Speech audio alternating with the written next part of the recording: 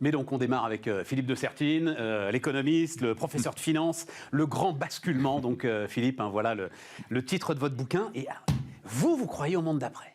Bonjour Stéphane. Mais vous y croyez furieusement. Alors là, je vais lire, hein, parce que et là-dessus on va. Vous y croyez furieusement. Donc, le capitalisme pourrait retrouver un fonctionnement plus vertueux, plus logique, dès lors que s'amplifie une révolution technologique susceptible de modifier totalement et positivement le mode de vie des êtres humains. Le conditionnel n'est plus de mise depuis le Covid. Cette révolution existe. Elle promet d'être d'une ampleur considérable. Oui, je crois que vous voyez, quand vous êtes en train de dire vous y croyez, mais je dis, mais c'est même plus la question. Il a commencé, il s'accélère.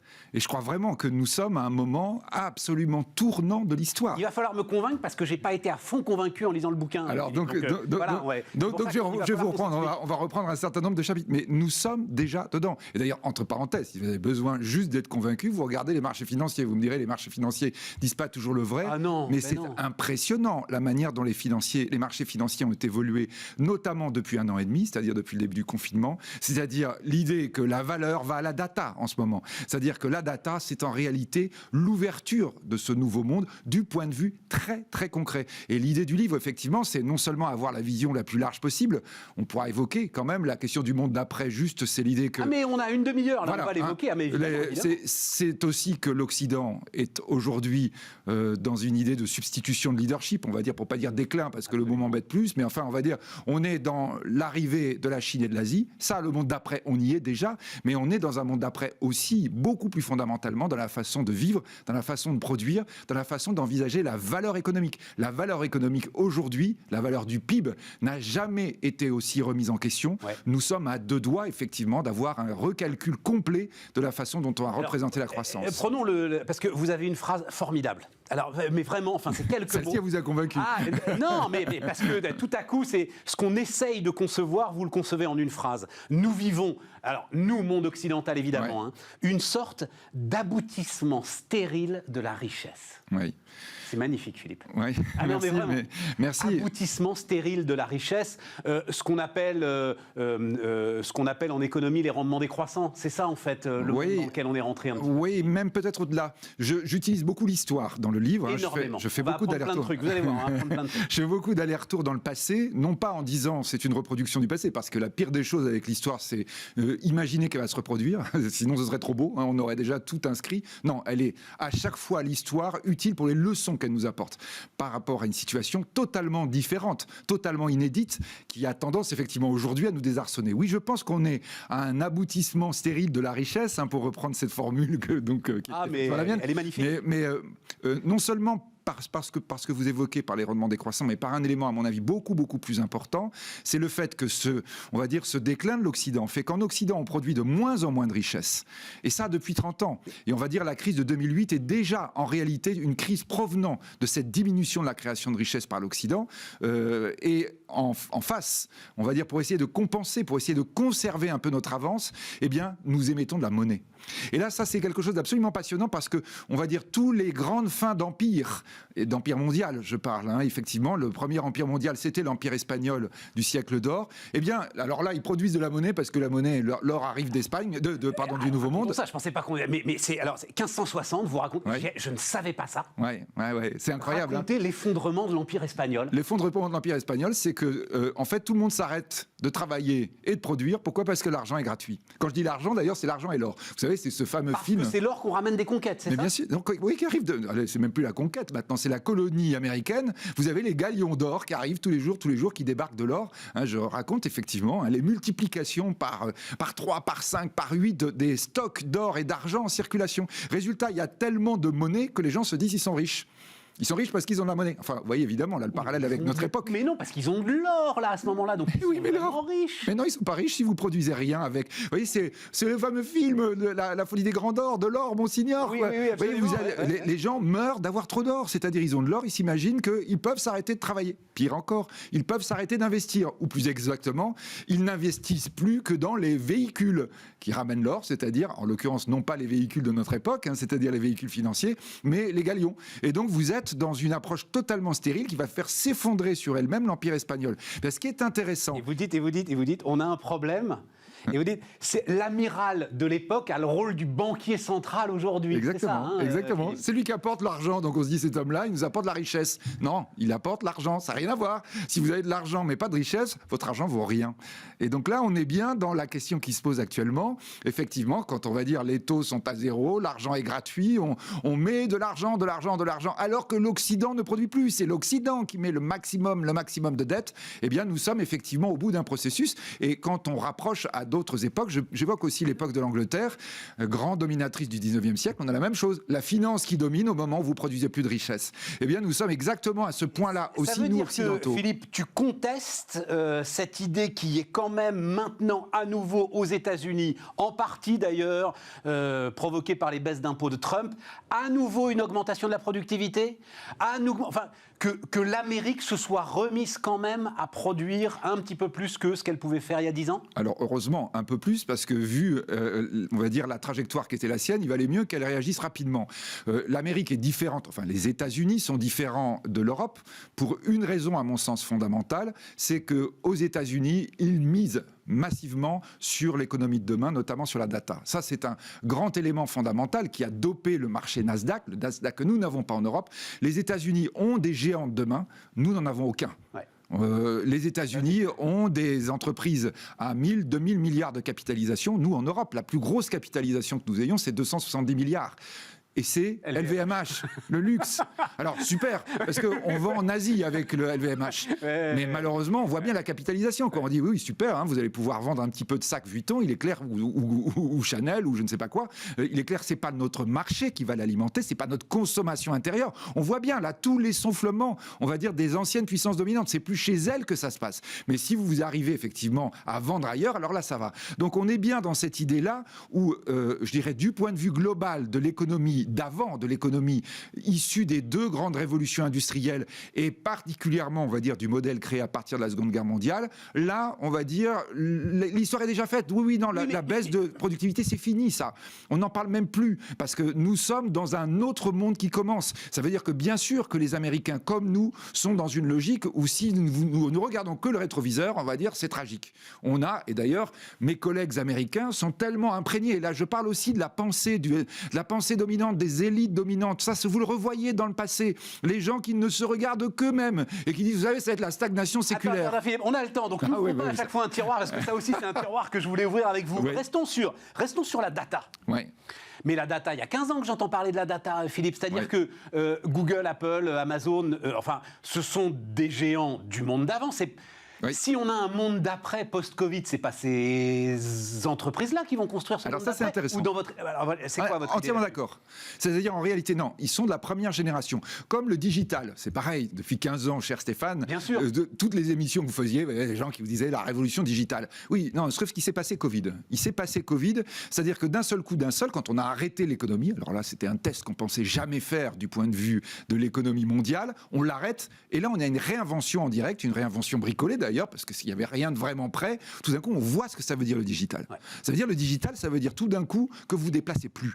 C'est ça l'élément fondamental à mon avis, c'est-à-dire que vous réinventez la manière de fonctionner dans le service. Alors vous allez dire, ah oui, mais il y a le reste. Non, attention, 75% du PIB aujourd'hui mondial est dans le service. Et plus ça va aller, plus ça va monter. Pourquoi ? Parce que la population mondiale vieillit. Or, plus nous vieillissons, plus nous consommons du service. Oui, et moins de la production industrielle. Tu dis assez justement d'ailleurs. Bon, oui, il y aura moins de déplacements, ok. Non, mais plus de déplacements du tout. Là, mais non, pas plus de déplacements du tout, Philippe, personne n'en veut. Mais oui. C'est ça la leçon qu'on est en train d'apprendre là, c'est que les gens ont envie de retourner au bureau. Stéphane, stop, attention, là on parle des vieux. Hein. C'est-à-dire nous, c'est-à-dire ceux qui ont moins, on va dire plus de 25 ans. Non, mais tous ont envie de revenir dans le monde d'avant. On a une force de rappel très très forte, ça on est d'accord. On a toujours ça à chaque révolution industrielle ou chaque révolution technologique. C'est pas confortable. On préférait avant, on avait nos repères, non seulement nos repères de vie, mais même nos repères de structure de société. Ce que j'évoque, c'est-à-dire évidemment que les premiers à dire « Ah non, on veut pas du monde d'après », c'est les élites. Pourquoi ? Parce que le monde d'après, c'est eux qui ont fait... C'est comme ça qu'ils sont devenus des élites. Ils seront victimes. Et donc toutes les élites, quelles qu'elles soient, politiques, économiques, syndicales, tout le monde dit « Oh là là, non ». Mais alors, on l'a vécu dans nos entreprises. Stéphane. On l'a vécu dans nos entreprises. C'est les gamins qui voulaient retourner au bureau. C'est eux qu'on devait pousser dehors en disant « Vous n'avez pas le droit ». Mais Stéphane, juste, attention, c'est l'élément par lequel je commence. dérèglement climatique. Non, attention là, on n'a pas le droit du reset, on n'a pas le droit de recommencer comme avant. C'est-à-dire que nous savons que nous sommes dans une situation intenable. Et d'ailleurs, Covid nous a démontré que le problème était bien le modèle économique. Ah, ça c'est clair. Que le modèle économique, ça on a vu tout de suite, ça s'améliore. Donc on va dire les tenants extrémistes. Quand l'économie s'arrête, la pollution s'arrête. Voilà. Ça là-dessus, vous commencez votre bouquin là-dessus, c'est effectivement incontestable. Les jeunes extrémistes aujourd'hui qui diraient, vous voyez, c'est bien le problème, donc il faut arrêter la croissance complètement. Et même quand on va encore plus loin, vous avez les jeunes super extrémistes qui disent d'ailleurs, il faut que l'humanité disparaisse pour que la planète continue. Donc effectivement, ce serait une solution. Le livre dit qu'il y a peut-être une alternative. Hein, donc, mais je crois que par rapport au nouveau modèle, et c'est là où, du point de vue historique, on est dans une situation qu'on n'a jamais vue. On a un modèle économique qui ne marche pas à 8 milliards. Il a marché à 500 millions, 8 milliards d'habitants sur Terre. Ah oui, 8 milliards d'habitants. Non, 8 milliards d'habitants. 8 000 milliards aussi, répandus sur la planète. À 8 milliards d'habitants sur Terre. Il ne marche pas, et on va vers les 10 milliards d'ici à peu près une vingtaine d'années, on va une trentaine d'années, allez, on va voir. Mais de toute façon, à 10 milliards, il marchera encore moins qu'aujourd'hui. Donc ça veut dire quoi ? Ça veut dire effectivement que nous sommes dans une situation où il faut inventer, il n'y a pas le choix, un autre modèle. Et l'autre modèle, alors on est en train de dire, ah bah oui, on va faire des voitures avec de l'électricité, on va essayer de produire un peu moins, on va essayer de consommer un peu moins. C'est-à-dire qu'on est en train, nous, occidentaux, de dire, non, c'est vrai qu'on a un rôle tellement épouvantable qu'on va essayer d'atténuer notre rôle. Mais on n'est absolument pas en train de proposer un modèle pour 8 milliards d'humains. Absolument pas. On voit bien que quand on parle de 8 milliards d'humains, nous avons effectivement, allez, on va dire, 7 milliards de non-occidentaux, disons, allez, 5 milliards de gens pauvres. Pas très pauvres, hein, parce que la pauvreté, l'ultra-pauvreté recule, elle a juste encore un tout petit peu reprogressé pendant le Covid, mais elle recule vraiment. Ce qui veut dire quoi d'ailleurs ? Ce qui veut dire que quand vous êtes plus ultra pauvre, quand vous avez un peu plus d'1,90 $ par jour pour vivre, d'accord, hein, là on est dans la vraiment, eh bien immédiatement vous gagnez en espérance de vie, vous gagnez des espérances de vie par année. Donc on revient à mon problème de tout à l'heure, c'est-à-dire que du coup la population mondiale vieillit. Tout à fait. Et donc ça veut dire que le modèle que nous devons proposer est un modèle qui puisse fonctionner pour 8 milliards. D'autant plus que nous, occidentaux, allons être très très vite derrière et plus devant, pas en charge de conduire la voiture. Donc là on va, enfin si je puis dire d'ailleurs. Donc là, vous voyez, quand on est en train de dire... Philippe, on va... ça... Non, mais vous voulez revenir au bureau, ce n'est pas possible.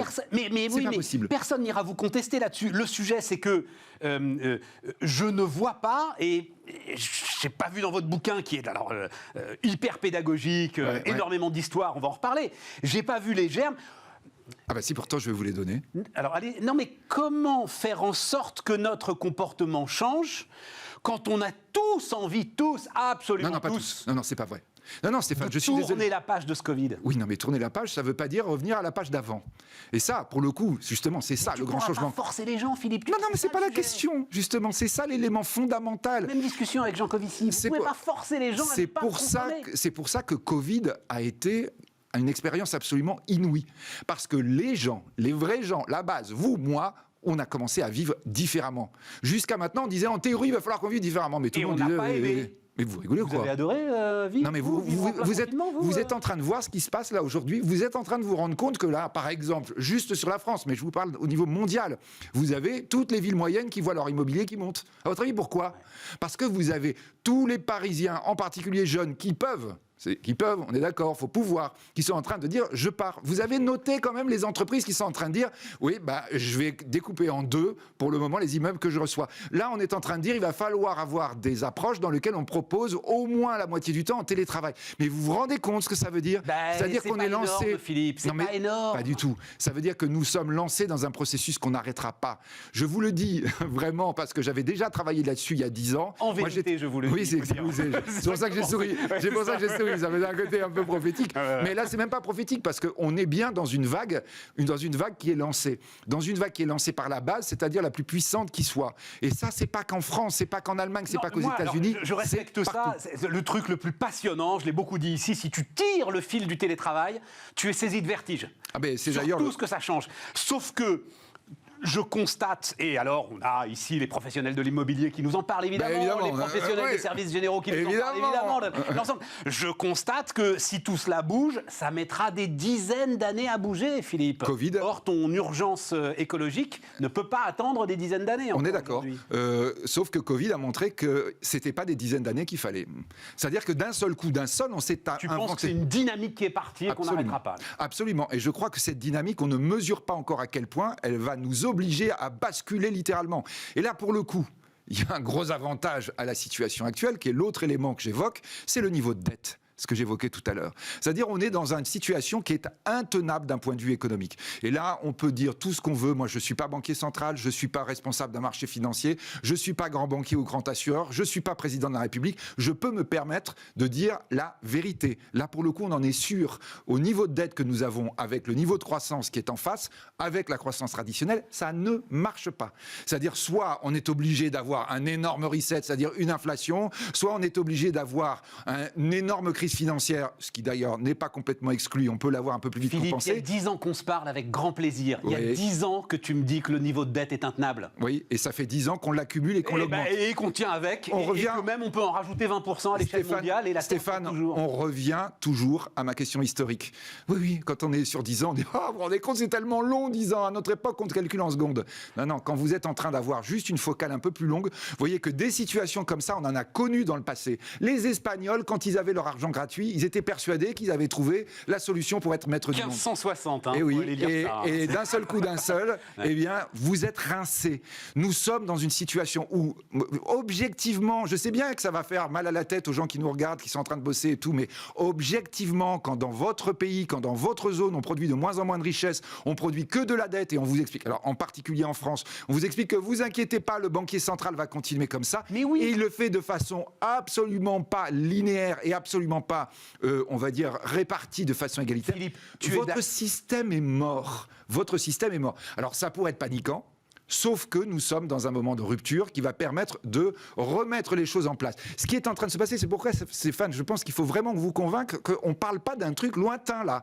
Ce qui se passe actuellement, c'est que la finance mondiale qui gère les milliers de milliards de dollars, les trillions qui sont en train d'arriver sans cesse, qui nous font monter les marchés de façon complètement aberrante. On est dans des bulles absolument incroyables. On a la plus grosse récession depuis l'après-guerre et encore la plus grosse récession en temps de paix. On est avec des marchés qui sont dans des niveaux totalement délirants. Eh bien, qu'est-ce qu'on voit ? On voit que les financiers du monde, les investisseurs du monde, ils arrêtent d'investir dans de l'euro ou du dollar. Parce qu'ils savent très bien qu'il y a un problème. Les financiers du monde, vous regardez... attendez la fin, Stéphane. Moi, je veux bien tout ce qu'on veut. Stéphane, juste, vous attendez la fin, vous êtes en train de regarder les Échos toutes les semaines, notre bon journal, ou le Financial Times, si vous parlez quoi ? Finance d'impact.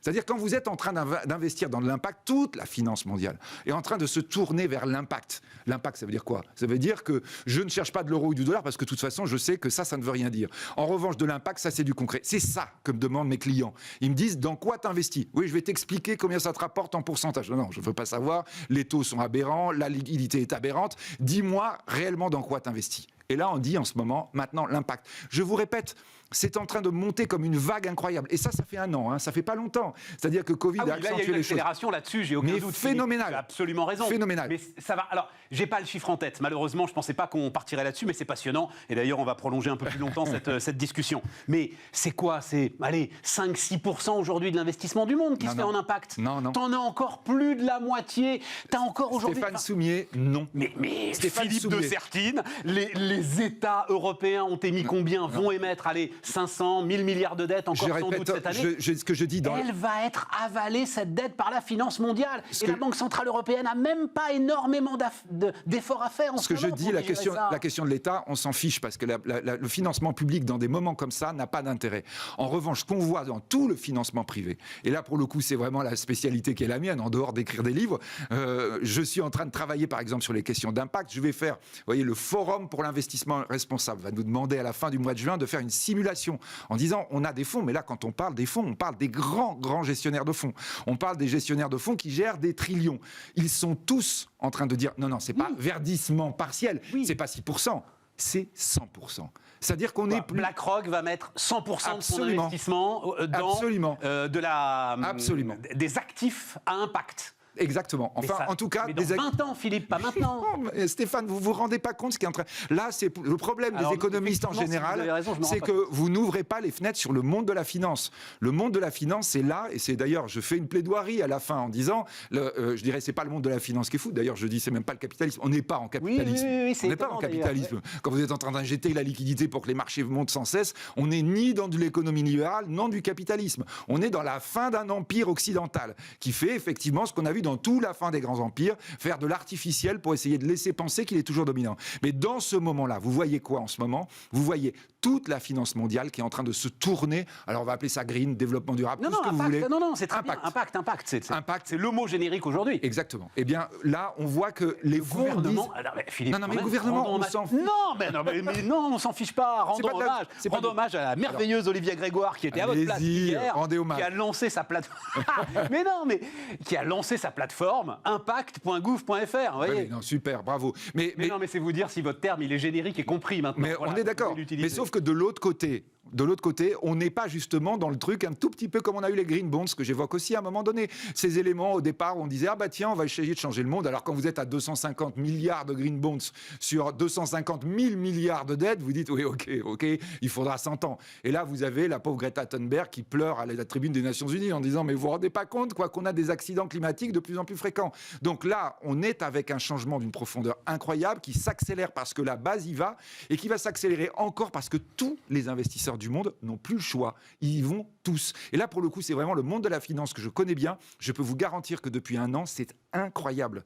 Et de ce point de vue, l'Europe... formidable. Dites, mon livre, il est formidable. non, il est optimiste. On a du mal à... Il est optimiste, mais simplement, effectivement, vous devez tout rallier. En gros, et c'est la petite frustration qu'on a, mais en même temps, c'est fait pour... Il faut lire le deuxième livre qui viendra après. Voilà, c'est ça. Vous ne voulez conclure sur aucun chapitre, en fait. Notamment, prenons un peu le temps de... Allez-y. Parce que si on est sur un déclin de l'Occident, Non, stop, c'est pas si on est sûr. On est sûr. Alors là, ça y est, et je vous rappelle, Stéphane Sounier... Un effondrement de l'Occident. Mais non, c'est pas un effondrement, c'est pas... L'Asie est le premier producteur de pipe du monde, ça y est. La Chine n'est pas dans un état bien plus enviable, Philippe, à vous lire. Vous avez vu ce que je dis, effectivement, je dis la Chine a accepté d'être leader mondial, ce qui dans son histoire, toujours pareil aussi, mon retour historique est important par rapport à la Chine. Très souvent dans l'histoire, la Chine aurait pu prétendre, elle ne l'a pas voulu. Là, cette fois-ci, elle le veut. Simplement, elle est face à un double problème. Le problème qui vient d'être évoqué, j'ai évoqué dans le livre, mais qui est connu depuis longtemps, qui est le problème de sa démographie. Ah oui, et puis là, il est... Ça, c'est extrêmement grave. Mais critique. Oui, attendez, il est critique en Occident aussi, faut rien exagérer. Je vous rappelle, il faut exagérer pour la Chine, mais nous, Occidentaux, nous avons 329 millions d'Américains contre 1,4 milliard de Chinois. Je veux dire, la course, elle est perdue depuis longtemps. Qui seront 700 millions, c'est quoi le chiffre que j'ai vu ? Qui seront 700 millions dans 50 ans, c'est ça le truc ? On est d'accord. Avec donc ce que j'évoque, la vraie lutte du pouvoir, qui est d'ailleurs celle qui obsède le pouvoir chinois aujourd'hui, on l'a vu dès l'été dernier à des signes très concrets, c'est-à-dire des signes militaires, la vraie lutte du pouvoir, elle va se faire avec le numéro 2 en termes de démographie, qui s'appelle l'Inde. L'Inde, oui, ça c'était un pays... Attention, qui n'est pas dans un état bien plus engageant. Il y a un problème de Covid aujourd'hui, effectivement. Il n'y a pas qu'un problème de Covid, il y a un problème de gouvernance, il y a un problème de religion, il y a un problème... Vous gérez 1,3 milliard de personnes, juste vous vous rendez compte, notre prof président qui doit gérer 65 millions de Français, comment il a des problèmes. On est avec une autre dimension, là, ça c'est clair. En revanche, l'Inde, je vous rappelle, est devenue 5e puissance mondiale. Ils étaient sur une base, avant la relance de l'épidémie, à 12% de croissance. Ça veut dire qu'ils vont bouffer le 4e, l'Allemagne, à toute vitesse, et le Japon ne résistera pas. Alors tu le sais d'ailleurs, c'est une des grandes inconnues de la mondialisation. Une immense inconnue de la mondialisation, c'est est-ce qu'on peut prolonger les courbes ? Est-ce qu'effectivement, si vous regardez le développement de l'Inde, vous prolongez les courbes et vous dites ce que tu viens de dire ? Moi, j'ai des témoignages de chefs d'entreprise. Je me souviens d'un notamment, je peux le citer, c'est Laurent Burel, parce que c'était...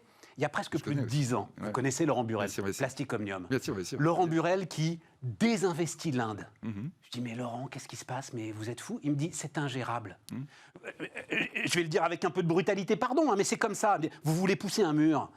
Il y a une vache qui est là où vous voulez pousser votre mur. Vous ne le pousserez pas, votre mur, tant que la vache est là. Oui. Il racontait la question de l'embauche. C'était il y a 10 ans, on est d'accord. Est-ce que ça a vraiment changé ? Il racontait la question de l'embauche, avec les différentes catégories de personnel que vous deviez respecter dans les questions d'embauche. Est-ce que ça a vraiment changé ? Non, mais j'ai pas l'impression... Non, mais Stéphane, vous vous rendez compte quand on est en train de parler du contexte français, où là, quand vous allez dire, chez nous, au moins, c'est beaucoup plus simple. Pardon, vous rigolez ou quoi ? Vous n'avez pas des intouchables, quand même, vous voyez si, on a des intouchables chez nous, ça, je vous garantis. Oui, donc, si vraiment vous êtes en train de faire des liens, si vous êtes vraiment en train de dire à quelqu'un qui veut embaucher en France, en disant, vous savez, en Inde, c'est compliqué, probablement, il va rire, honnêtement. Donc, nous, Français, on est mal passés. Vous n'avez pas tort. Non, mais attention, l'Inde... quand même un chef d'entreprise français. L'Inde, il y a 15 ans, donc il y a 10 ans, c'était pas encore perceptible, a fait un choix politique extraordinaire qui est le choix, justement, de la nouvelle valeur, de la data. tous les codeurs du monde aujourd'hui, c'est-à-dire, on va dire, le prolétariat du codage. Donc, prolétariat du codage. Oui, mais on a besoin de cerveau. Vous savez, c'est pour ça ce que je vous disais. L'évolution qu'on est en train de connaître, quand aujourd'hui on a cette valeur qui se porte sur la data, soyons très clairs, c'est irréversible. C'est le nouveau modèle et ça y est, on est dedans. La guerre est déjà une guerre autour de la data. Les vrais investissements militaires aujourd'hui qu'il faut faire, c'est pour essayer de lutter contre les risques que nous avons sur nos réseaux. C'est beaucoup plus important que les risques de bombardement sur nos usines. Donc nous sommes aujourd'hui déjà dans ce monde-là. Bien, le codage, l'Inde a fait ce choix-là. C'est un choix qui a été un choix incroyablement pertinent parce que tous les codeurs de bas étage aujourd'hui sont indiens.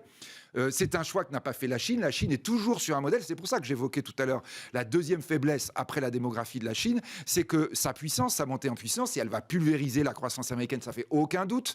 Ça fait aucun doute, d'autant plus que la croissance américaine est dopée par de l'argent fou, de plus en plus, y compris depuis M. Biden. Mais c'est pas un problème, on va dire, pour les Chinois. Ça, de toute façon, ils savent que ça va se produire. Le vrai problème des Chinois, c'est que leur puissance, elle est fondée sur l'industrie, sur la production physique, c'est-à-dire sur le rétroviseur, sur le monde d'avant. Moi, j'ai l'impression... L'Inde est déjà dans la logique, on va essayer de se développer sur là où il faut, c'est-à-dire sur le monde d'après, sur la data, etc. Enfin, Philippe, regardez comment ils sont emportés par le Covid, regardez la désorganisation. Mais bien sûr, évidemment, c'est un pays qui a aujourd'hui un PIB un peu plus important que le PIB français pour 1,3 milliard. 1,3 milliard, c'est-à-dire avec une croissance démographique. Alors, bien entendu, vous pensez que ce sera différent? Parce que...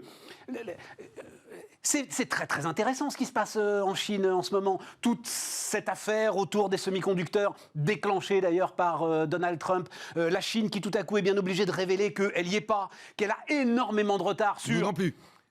Nous non plus, mais on parle de la Chine, là. Oui, c'est les Coréens et les Taïwanais, c'est-à-dire... Et les Américains. Et les Américains. Non, les Américains sont très... Non, ils sont très très en retard sur les technologies de demain là-dessus. C'est-à-dire, ils sont eux aussi avec le rétroviseur. Alors, vous me direz qu'ils sont mieux que nous, Européens. Ça, on est d'accord, nous, on vient de dire, il va falloir peut-être qu'on envisage une usine.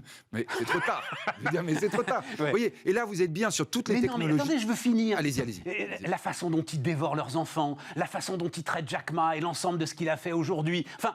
Tout ça vous montre quand même que, et d'ailleurs vous l'écrivez vous-même dans votre bouquin, les investisseurs ont un gros problème avec la Chine parce que vous avez une série d'inconnus juridiques et politiques qui freinent énormément l'investissement, Philippe. Entièrement d'accord. C'est-à-dire, ce que je vous dis, c'est qu'on rentre dans un autre modèle de pensée et dans un modèle de structure de croissance extrêmement forte, extrêmement compliquée à gérer pour 1,4 milliard de personnes, pour 4,3 milliards d'Asiatiques. Le problème de la Chine, c'est tout de suite l'Inde, ce sera très rapidement l'Indonésie, ce sera très rapidement d'autres pays à démographie extraordinaire que nous ne regardons même pas d'ailleurs, on ne sait même pas qu'il existe, du type Bangladesh, etc.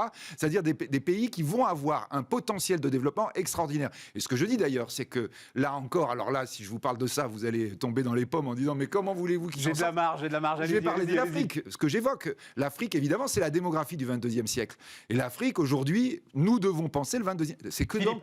vous allez... ça y est, vous allez...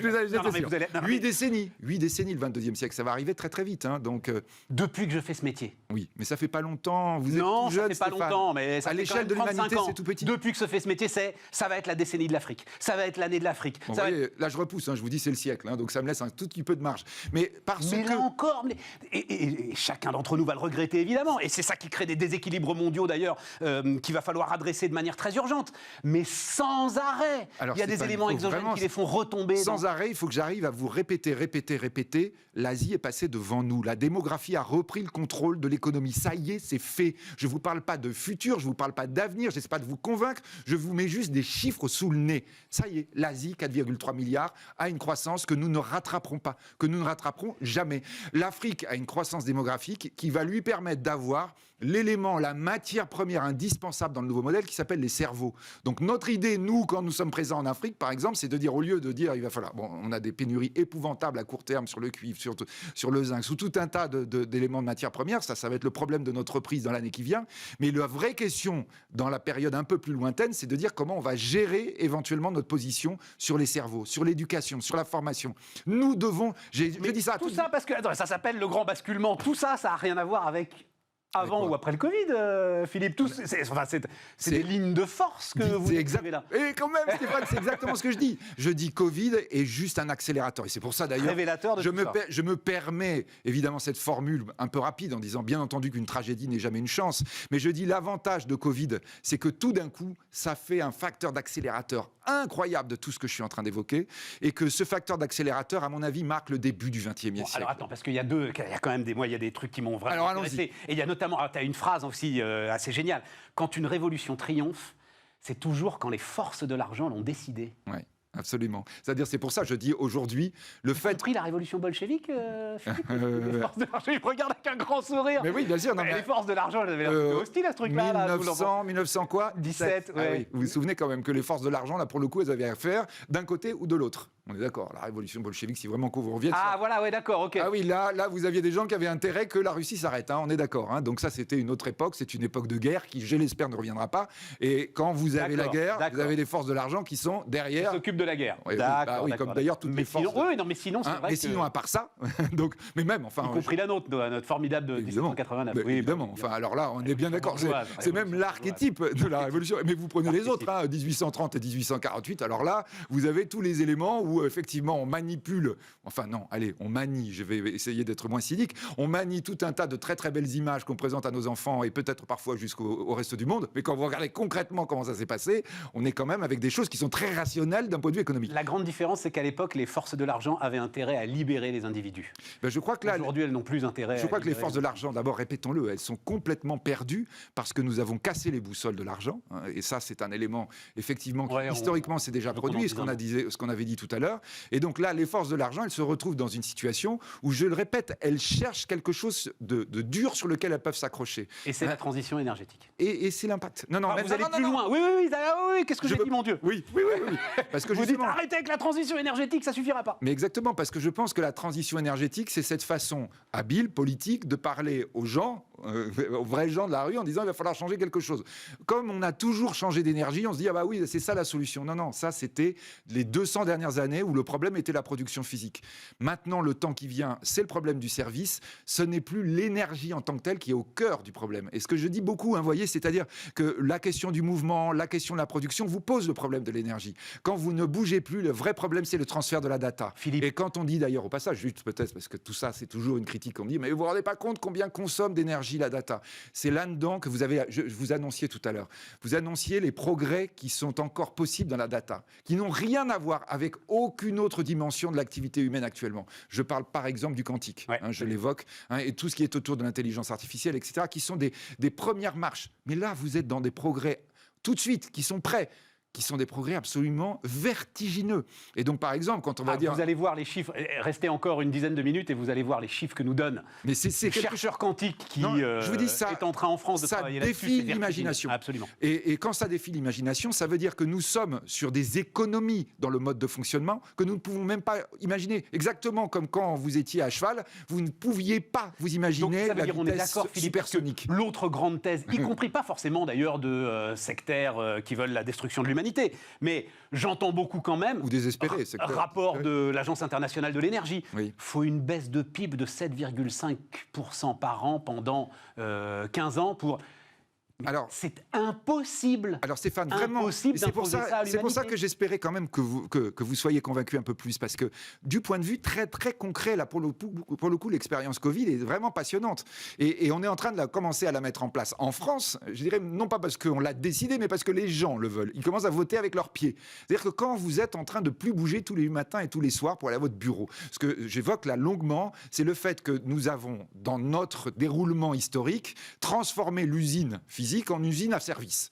C'est-à-dire, d'ailleurs, moi je sais très bien dans les enseignements que nous faisons, nous utilisons encore des grands auteurs du management qui sont des gens de l'économie industrielle. Absolument. Et donc on a refait la même chose, les mêmes types, c'est plus des cheminées, c'est des tours, mais on a tout reproduit exactement pareil, donc avec évidemment les villes qui vont autour, les gens qu'on met autour, exactement comme on produisait de l'automobile ou qu'on produisait des machines à coudre. Là, tout d'un coup, on s'est rendu compte que c'est plus obligé de faire bouger les gens. Mais quand vous dites ça, vous vous rendez compte ce que ça veut dire en termes de décroissance douce, alors douce, sauf évidemment pour ceux qui produisent le truc d'avant, c'est-à-dire en termes de tramway, de métro, d'autoroute, de voitures, de fonctionnement des villes. Tout ça, vous n'avez plus besoin.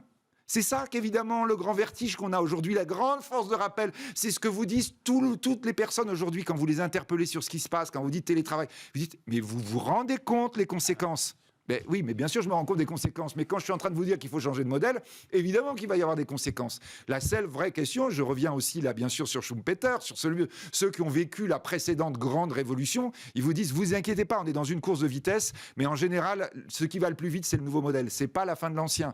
Donc, on est bien là, dans cette rupture de vitesse extraordinaire. L'année 2020-2021 représente l'accélération, parce que je le répète, l'ensemble des gens du monde ont dit, on y va. Et quand vous dites qu'ils sont pas d'accord, alors là, pour le coup, là, tous les sondages, j'en évoque un certain nombre dans le livre d'ailleurs, et vous en avez encore récemment qui ont été faits, simplement dans notre petite France, avec, je dirais, nos forces tranquilles de rappel et de confort, vous disent, mais quand même, si on vit différemment, je ne suis pas contre. Ah, Stéphane, là... Non. C'est encore une fois, c'est ce que je disais, c'est le vertige. Oui, mais c'est-à-dire, vous dites comme ça, tranquillement. Enfin, pas tranquillement d'ailleurs, parce que c'est ça qui fait votre force, c'est que rien n'est jamais tranquille. Mais vous dites, bon, ben voilà, on se déplace plus, il n'y a plus de voitures, il n'y a plus de train, il n'y a plus de métro, il n'y a plus d'avion. Oui, beaucoup moins. Oui, alors. Mais ça, c'est une mutation économique, une transition économique. C'est exactement ce que je vous raconte. Hein. Oui, mais qui d'abord crée un effondrement et qui d'abord crée des crises. Ça y est, vous êtes peur. Vous n'avez pas assisté au cours de Schumpeter à Vienne dans les années 30. Voilà, encore une fois. Vous étiez affolé parce que vous disiez, mais vous vous rendez compte, je suis maréchal ferrant, je connais le cheval depuis la nuit des temps. Qu'est-ce qui se passe quand on supprime le cheval, enfin, monsieur Schumpeter, vous vous rendez pas compte ? Ben là, exactement, c'est ce que je raconte dans le livre, c'est qu'on est en train de voir la chose devant nous. Bah oui, quand vous avez tout d'un coup Amazon qui explose. Et je le répète, hein, Amazon comme Google, j'ai eu la chance d'évoquer ça. D'ailleurs, il y avait plein de citations que je voulais vous donner quand vous me posiez les questions, puis je les ai oubliées maintenant. Enfin si, je me souviens que je ne vous les ai pas données. Mais quand vous avez rencontré les patrons de Facebook, etc., d'Amazon, qui vous disent, mais ma boîte va mourir. Ma boîte va mourir, comme vous dites, c'est les pionniers qui étaient encore dans l'ancien monde. Ils vont mourir parce que l'innovation ne cesse d'exploser. Et ils n'arrivent pas à la suivre, par définition. Et ça, quand je dis ça, les gens, alors, me disent tout le temps, non, mais ça, c'est pas vrai. Ils sont énervés là-dessus. La moitié du bilan de Google, c'est du cash. Ils savent pas quoi en faire. Ils utilisent leur cash à racheter leurs actions, à le redonner aux actionnaires. Ils savent plus comment innover. Et à côté, vous avez effectivement, blum, tout d'un coup, des boîtes qui apparaissent, qui n'ont absolument pas vu venir et qui sont en train... Facebook... Alice et Bob, là, ils sont à 3 dans leur garage en train de réinventer l'informatique quantique. Exactement. Voilà, et ça, vous avez ça partout. Donc ça veut dire que ça va changer sans cesse. Mais ça veut dire... L'angoisse... Ça veut dire que les supermarchés, c'est fini, que la grande distribution, c'est fini. Ben, je sais que quand je suis en train de vous dire ça, vous dites j'ai un paquet de clients qui sont justement dans ce secteur. Mais non, ça c'est pas mon sujet. Moi, c'est pas grave. J'aurais des clients. Mais je vous assure que tous ils sont en train de. C'est cette mutation. Mais qu'est-ce qu'ils racontent là ? Parce que vous savez, tout le monde est en train d'écouter l'émission là tranquillement. En disant, il est un peu allumé le gars. Et tout d'un coup, vous êtes dans le secteur quoi. Et là, vous êtes en train de dire, mais il se rend compte là ce que vous disiez tout à l'heure, c'est-à-dire les étages de bureaux qui sont en train d'être aujourd'hui rendus par les boîtes. Mais pas tant que ça. Oui, ben quand même. Aujourd'hui, pas tant que ça. Voilà, ça je le sais. Aujourd'hui, pas tant que ça. Allez en parler à Courbevoie, etc. Allez voir le nombre d'entreprises qui sont en train de dire maintenant comment on va faire. Le patron de l'établissement public de la Défense était à ta place, Philippe, il y a quelques semaines. Bon, il est jeune. C'est un jeune fonctionnaire. Il n'est pas très inquiet. Oui, mais ça très bien pour lui. On est d'accord que moi, s'il n'est pas inquiet, ça m'inquiète. Parce que ça veut dire à ce moment-là que Philippe, vraiment le système ancien se reconstitue. Il nous reste 3 minutes. Déjà, mon Dieu. Mais on a passé ça fait 40 minutes qu'on discute. Est-ce que tu t'es...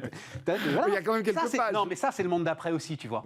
Ça, c'est le monde d'après. Voilà. Il faut parler. On prend le temps de discuter. Non, au contraire. Voilà. Non, c'était le monde d'avant, ça. Bon, d'accord, très bien. Je pense que le monde d'après, on prend le temps de discuter parce que les choses sont complexes. Perdons pas une minute, allons-y.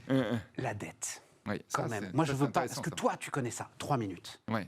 Celle qui est rachetée par la Banque centrale, là, en ce moment, elle est pour l'éternité dans les coffres de la Banque centrale. Pourquoi est-ce qu'on fait peur aux gens avec ça ? Stéphane, parce que... Mais pourquoi ? Parce qu'il faut que les gens aient peur. Non, mais non, Stéphane, tu nous démontres le contraire. Non, attention.